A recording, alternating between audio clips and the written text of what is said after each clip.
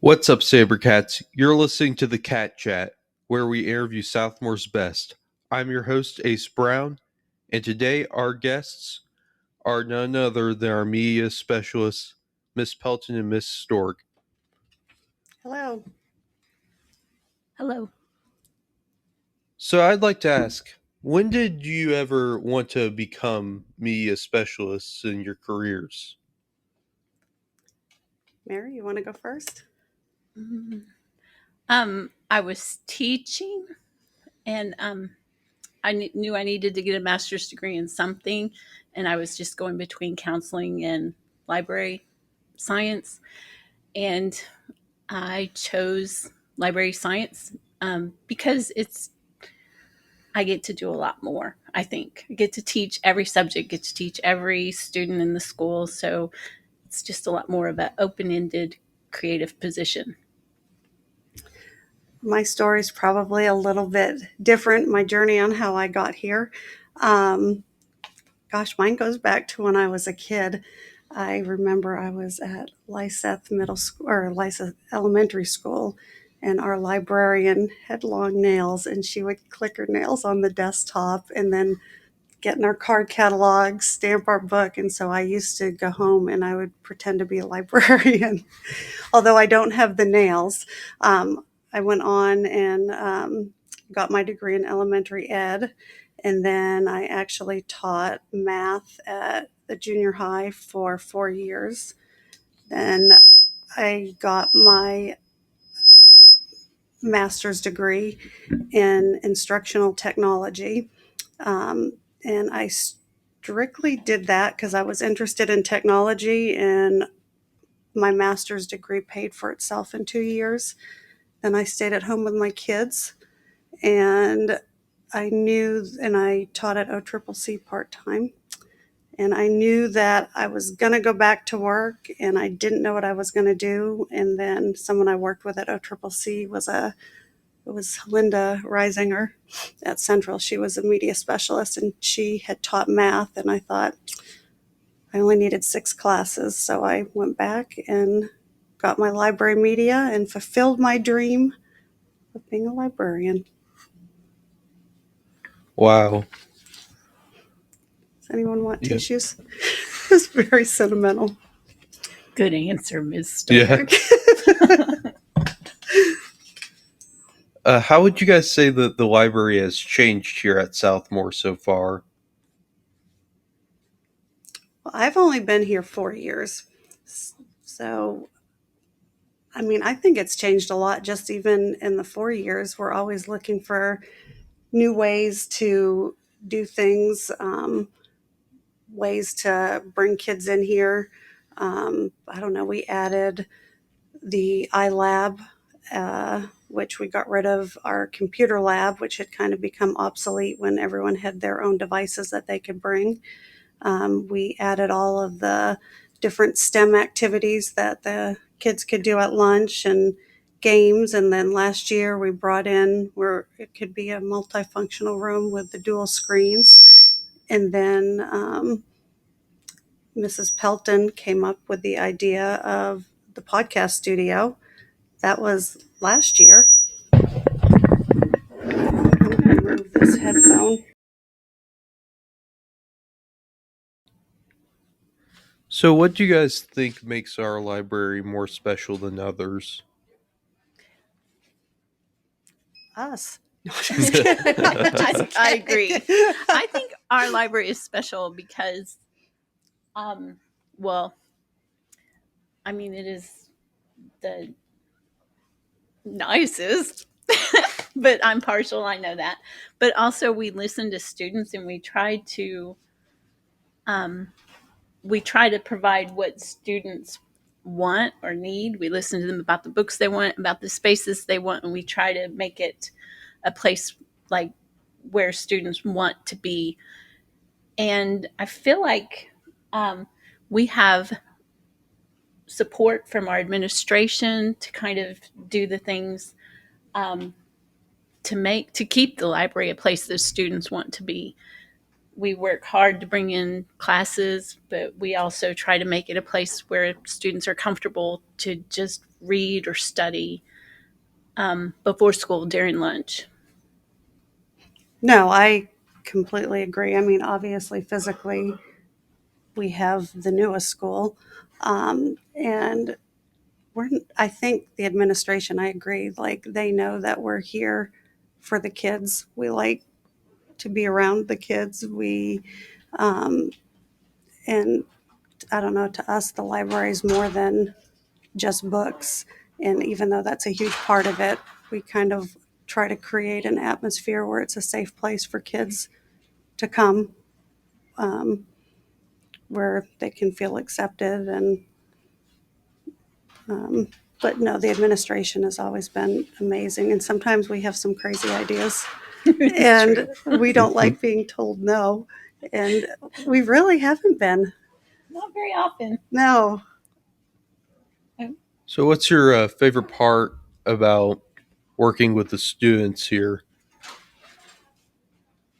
Do you want me to go? Go ahead. Then I will.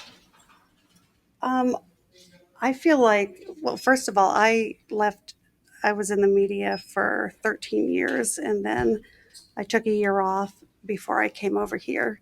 And the one thing I miss the most, because there's parts of the job that aren't as fun, but the thing that I missed the most was being around the kids and just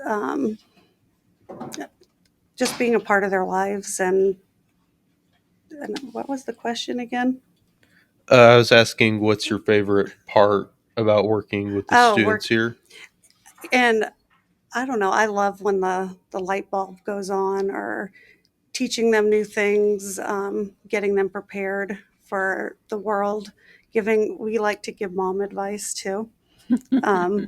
But I don't know, helping them, sometimes there might not be as much support at home, and we like to step in and guide them in areas that maybe their parents aren't as strong in, whether it being moving on into college or into the workforce. I think we've got really good students. Like, we're really lucky here at Southmoore, and we've got really good students, and I just like working with them. Like this podcast studio, students have taken an interest in it, and they get out of their comfort zone, and they kind of trust us to, even if we say, we have to listen and you have to share copies so we know it's school appropriate, they go ahead and give it a shot. And I just like that we have students who are willing to come in here, and like Miss Stork, I like to help them. I like to be here to help them figure out, like, I don't know, editing papers or teaching classes, things like that. It's a fun job. Like I said before, we get to be creative. We get to do all kinds of things. It's just a fun job, and the students make it. I mean, why do it if there weren't students? Right. And with so many students, funny stuff's pretty much bound to happen. What would you say the funniest or most unexpected thing to happen here it would be? Hmm.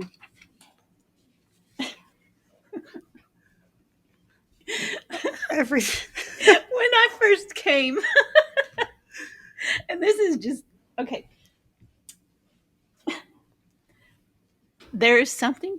Oh, I can't. No, there's some. It's stuck in the ceiling because the library aides were playing. I'm sorry. This is funny though, and it's still there. Like 14 years later, it's still there because I'm not tall enough to get it. What is it? It's a Halloween squishy eyeball. Oh, I've never seen it. Nobody sees it, thank goodness. But now everybody's gonna know. Hey, Big Brother's always watching. It just we can get it. We just need a ladder. It's just funny. I mean, it was harmless. They were playing around, and it just got stuck, and to me it's still funny. Don't get me in trouble. Please don't get me in trouble for that. I know a lot of my stories I don't want to I know say you on. might want to cut that out.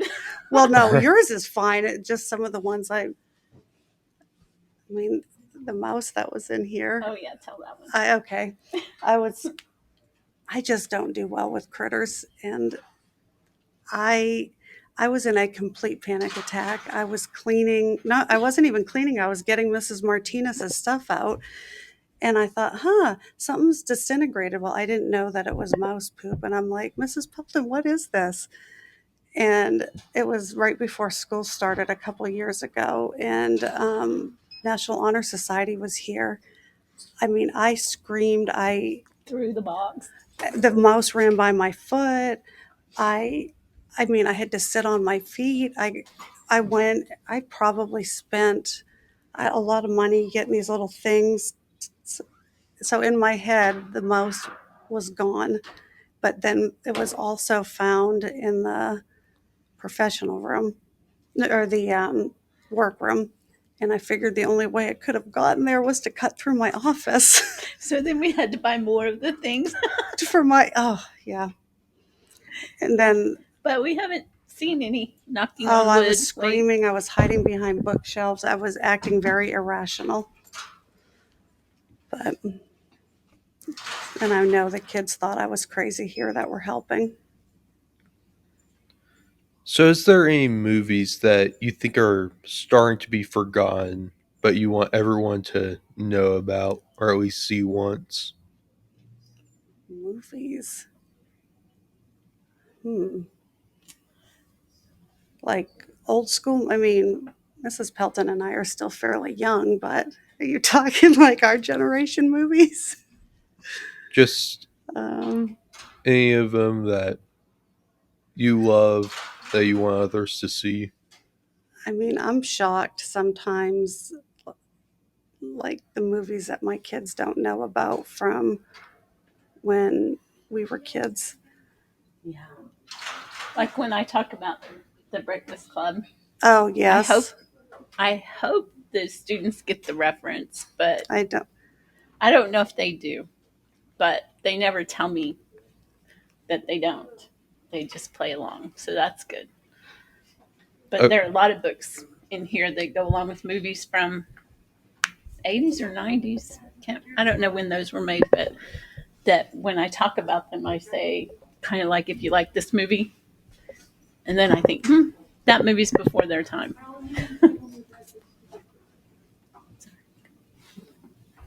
Okay, if you haven't seen Breakfast Club, I think it's still on Netflix. Just watch it. It's good. And do you guys have any advice for seniors this year who are about to be moving forward into the next step of life? Find something that you're passionate about and that you enjoy and incorporate that into what your career is, because you will probably have a much more enjoyable life if you're spending it doing something that you love. I agree with what Ms. Stork said, and I would add just hang in there and keep going for it, because it's not always easy and you just can't give up. You have to keep. Well, and it's kind of like I thought no one would hire me. I taught math as a media specialist, and I thought, you know what? No one's going to tell me what I can and can't do. And I thought, I'm just going to go for it. And it was the best decision I made. And finally, did the gnomes build the pyramids? Since I don't know what you're talking about, I'm going to say yes. I'm just going to say I would have to do some research on that. Yeah, good. Yes. Or we could say what a teacher said. I'm not going to tell you the answer to that. You're going to have to research that. The correct answer was the aliens. And I believe that's all the time we have today, folks. I'd like to thank Miss Pelton and Miss Stork for joining me. And most importantly, I'd like to thank you, our listeners. If you're on YouTube, please subscribe, hit the like button. It really does help spread this across. And if you're on Spotify, please hit the little plus button and give us a 5-star rating. And stay classy, Southmoore.